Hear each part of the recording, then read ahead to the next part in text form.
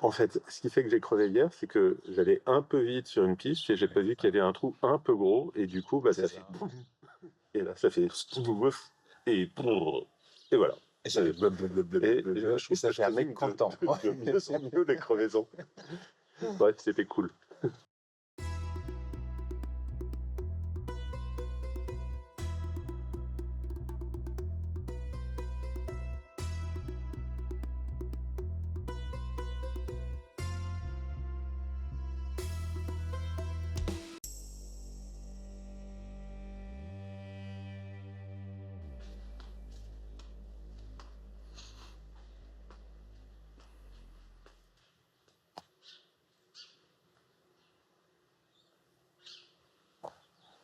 Voilà l'endroit où on a dormi cette nuit. Plutôt sympa. Aussi peb avec sa gueule dégueulasse du matin. Ouais, est-ce que je peux dire un truc? Insta, c'est de la merde. C'est ce que j'allais dire en fait, tu m'as dénoncé. Putain. Putain, je viens d'écouter, en fait, il n'y a rien. Ça ne sera que le débrief numéro 3. Pour la même journée. Donc on est passé, je pense, d'un premier débrief d'environ 8 5 minutes. 8 minutes à celui de tout à l'heure à 2 minutes. Et celui-ci, bon, on va l'arrêter maintenant. Hein. Allez, voilà, tout s'est bien passé. Et du coup, le débrief d'hier. Allez, 300 km. 300 km, 150 de off-road, des super cols, du super désert, de la super piste, une super crevaison. Ouais. Il est content. J'ai trop kiffé. Je pense que Kiffé parce qu'on avait des chambres à air. parce qu'on avait des chambres à air. Aujourd'hui, c'est direction Merzouga. Ouais. Et du sable. Du sable et des pistes du Dakar. Voilà. Et donc, ça va être full sympa. Autour. Allez, petit déjeuner. Et puis, on enchaîne. Un petit jus d'orange, un café. Tu connais la suite. Donc, hier, quand on est arrivé, on a négocié un bon petit déjeuner. Voici le petit déjeuner. C'est bizarre quand tu dis voici le petit déjeuner en En te filmant, ouais. On va te faire mon sandwich pour le désert. Pour le désert. Non, pour le désert. Oui. Ça, on peut en manger. Oui, mais tu disais ça avec un poil de barbe sur la langue. Ah, fait de ça. J'emmerde, en fait. Enfin, on y arrive. On va rouler sur l'ancienne trace du Paris-Dakar de Zagora vers Merzouga. Et on va se faire un gros plaisir.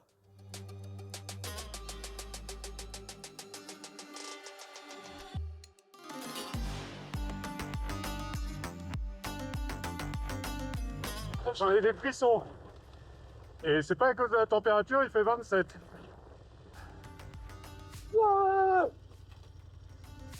Ah ah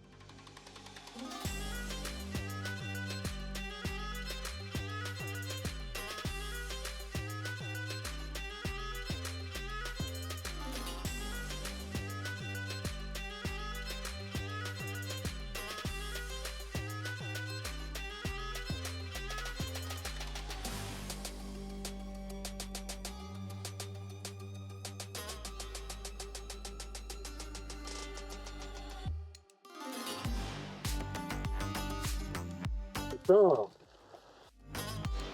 Putain.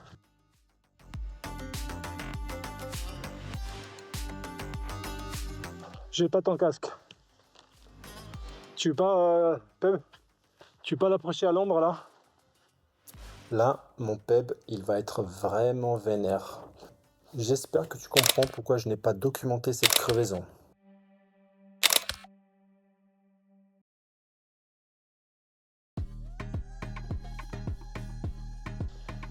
Putain de sable.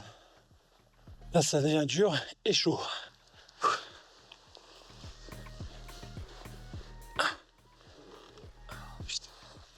Ah, je t'attends. Très bien. Bonjour. Très bien. Bonjour, monsieur. ça va. C'est dur le sable là. Bravo. Où est-ce qu'il y a la sortie là du sable? On est à 3 km. On est à 3 km de la sortie? Eh ben dis donc, c'est un beau pays.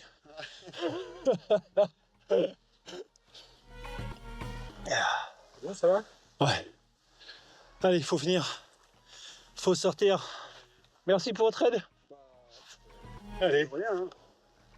Le monsieur qui est venu à notre aide précédait un groupe de cavaliers qui faisait un circuit. Il déposait du foin pour les chevaux pour qu'ils puissent se reposer, ainsi que de l'eau pour les cavaliers. De notre côté, le sable restera omniprésent. Bon, là, l'excuse aurait pu être qu'il m'a déconcentré, que j'ai eu peur qu'il tombe, que j'ai voulu l'éviter, mais en fait, franchement, j'étais juste fatigué. Relever la moto devenait de plus en plus dur, surtout dans le sable.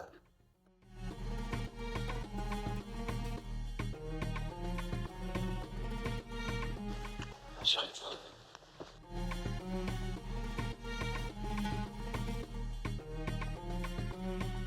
Heureusement que mon poteau était là, car là, comme tu peux le voir, j'étais en mode je vais là où la moto m'emmène.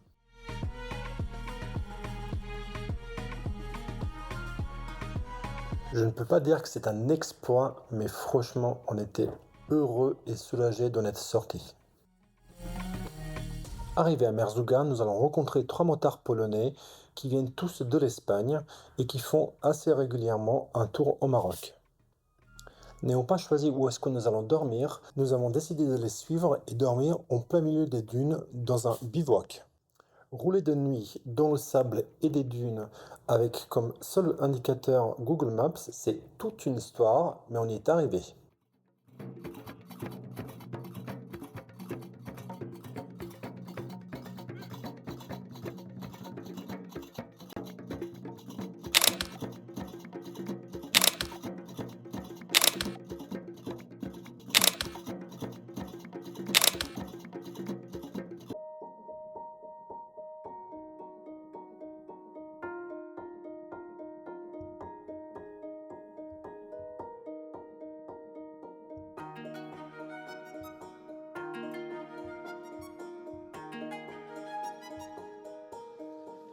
Ok, c'est là, bien. Ça a un boudin. Combien les 2 chambres? Combien? Les 2?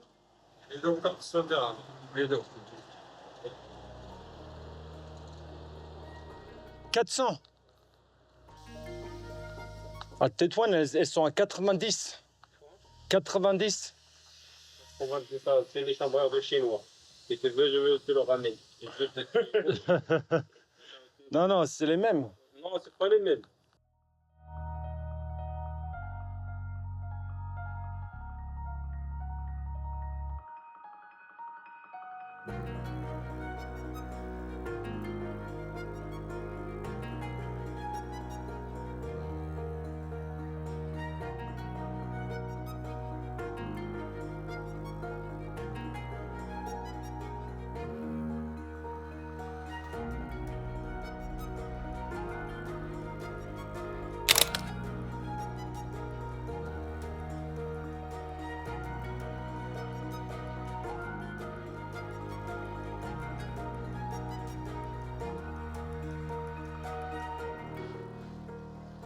Eh ben voilà.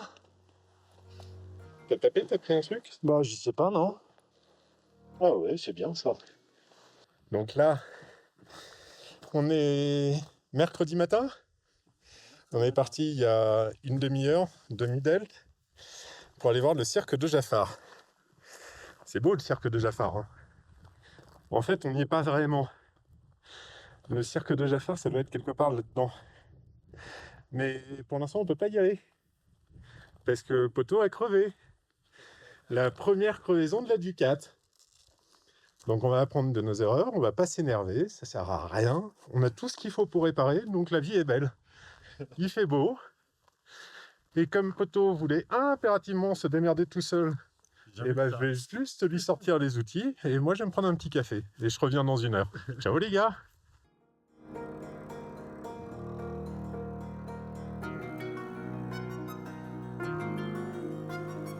Bon bah, tu l'as vu la connerie arriver. À ce moment-là, je vais passer la chambre qu'on venait d'installer.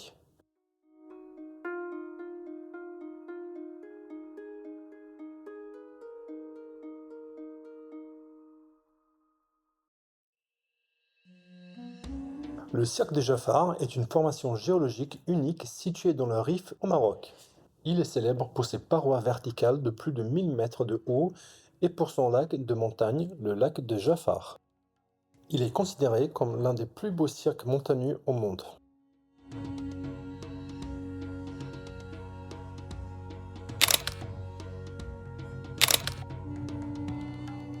J'ai pas le sol à être passé là. C'est quoi? Oh putain. Oh putain. Alors là, il y a des trous. Cirque de Jafar.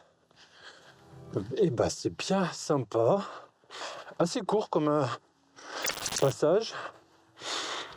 Rien de très compliqué ni technique. Mais bon, comme je venais de crever, qu'on a utilisé 2 chambres pour en remplacer une. On est allé vraiment sur la retenue. En tout cas, moi, j'y suis allé. Et donc, un peu moins de plaisir.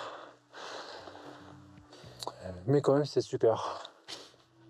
Poto, faut passer par là.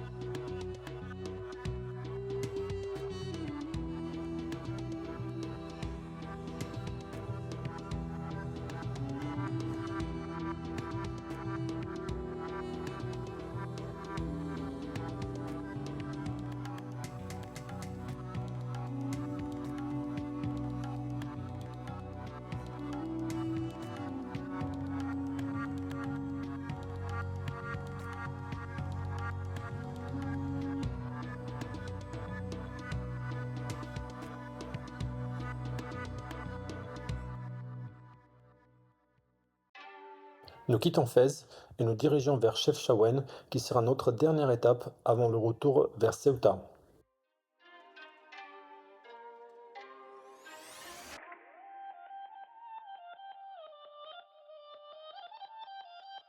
Nous commencerons par un premier passage parmi les oliviers qui sera fort sympathique, et ensuite nous alternerons des pistes et des routes.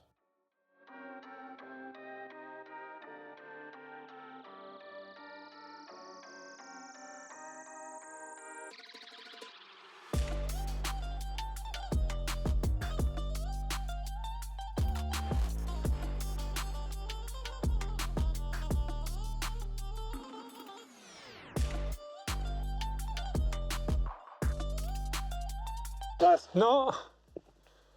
En fait, je pense que c'est la bonne, mais ça passe pas. T'es prêt? Attends. T'es au point mort. T'es au point mort? Ah ouais, c'est pour ça qu'elle se barre.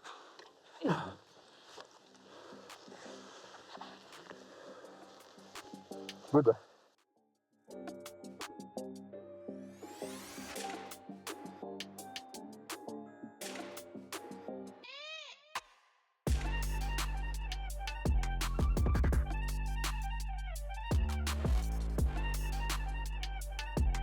Arrivé à Chefchaouen, nous allons d'abord laver nos motos qui l'ont bien mérité et faire un petit tour dans la ville bleue.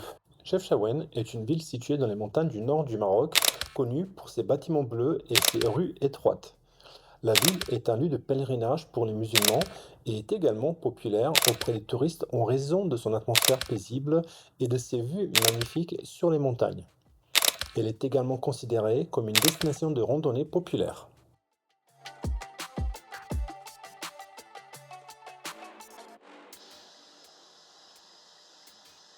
Bon bah là, dernier jour à Chefchaouen.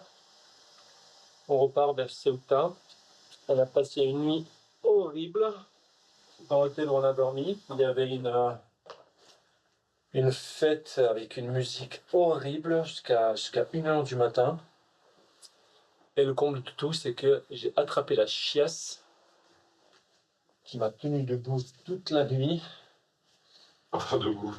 Ouais, assis quoi. Réveillé. Façon de parler, quoi. C'est ça. Ça t'a tenu réveillé, ça c'est sûr. Réveillé toute la nuit. Donc là, le retour va être un peu compliqué. Mais on est large. Et puis, on va essayer de choper le ferry plus tôt que 18h. Donc on est plutôt en avance.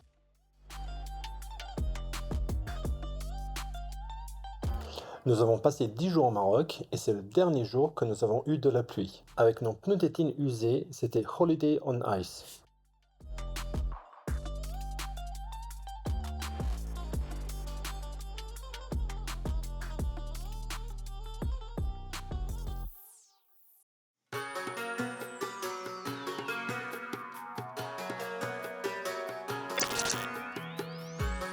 En fait, je crois que le plus chiant dans tout ça, c'est que je risque de passer le reste de ma vie à me faire chambrer parce qu'une Ducati aura dépanné une KTM. Et ça, putain, ça fait chier. Mais bon.